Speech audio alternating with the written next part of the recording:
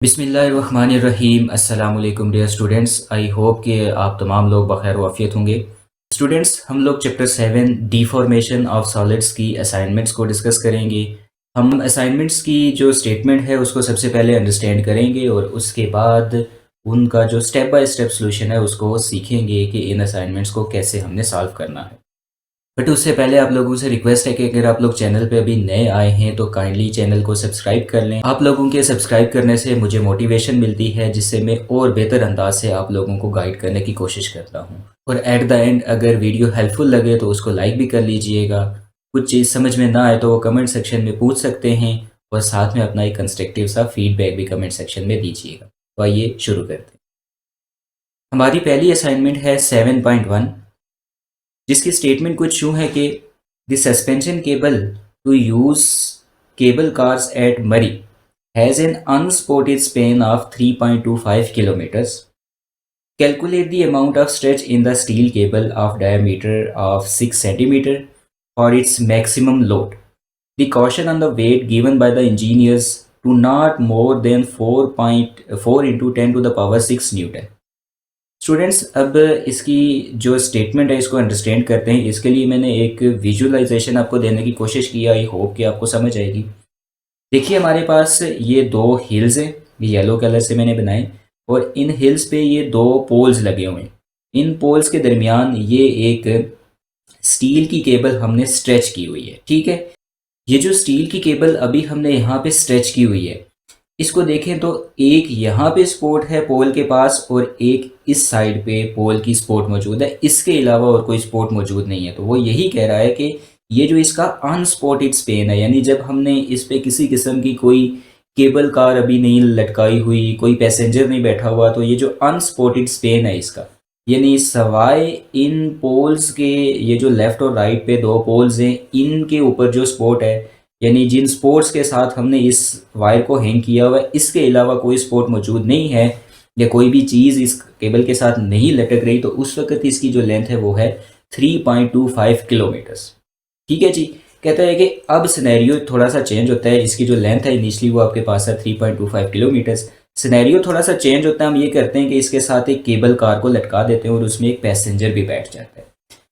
काशल ये है, देखिए कि जो इंजीनियर्स जिन्होंने ये सारा सेटअप डेवलप किया है, उन्होंने हमसे ये कहा है कि इस चूँकि केबल का अपना भी कुछ ना कुछ वेट होगा, इसी तरह से केबल कार का भी अपना कुछ ना कुछ वेट होगा, और इसमें ये जो पैसेंजर बैठा है, सॉरी टू से थोड़ा सा सैड लग रहा है, इसका भी कुछ ना कुछ वेट होगा। ठीक है, तो इंजीनियर्स ने ये कहा है कि ये सारा जो वेट है ये 4 into 10 to the power 6 newton से एक्सीड नहीं करना चाहिए।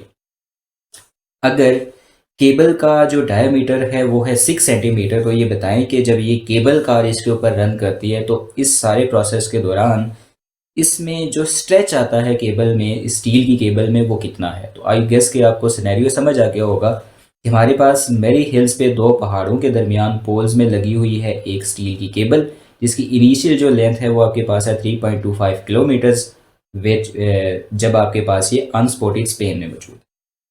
उसके बाद अगर किसी कार, केबल कार, पैसेंजर वगैरह को यहाँ पे बैठा दिया जाए तो इस सूरत में इस केबल कार में, इस केबल में कितना स्ट्रेच प्रोड्यूस होगा ये हमने कैलकुलेट करना है, यानी इसकी जो लेंथ में चेंज आएगी वो हमने कैलकुलेट करनी है। ठीक है जी।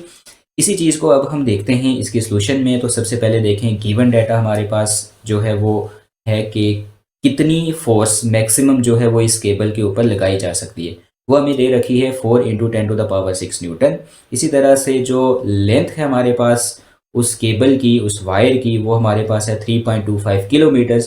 किलो की जगह 1000 लिख के मैंने इसको सिंप्लीफाई कर लिया है। यूं ही अगर आप देखें तो फिर हमें स्टील की केबल का यंग्स मॉडुलस वो पता होना चाहिए। वैसे वो होता है 20.0 into 10 to the power 10 newton पर मीटर स्क्वायर, या इसको पास्कल्स भी कह सकते हैं।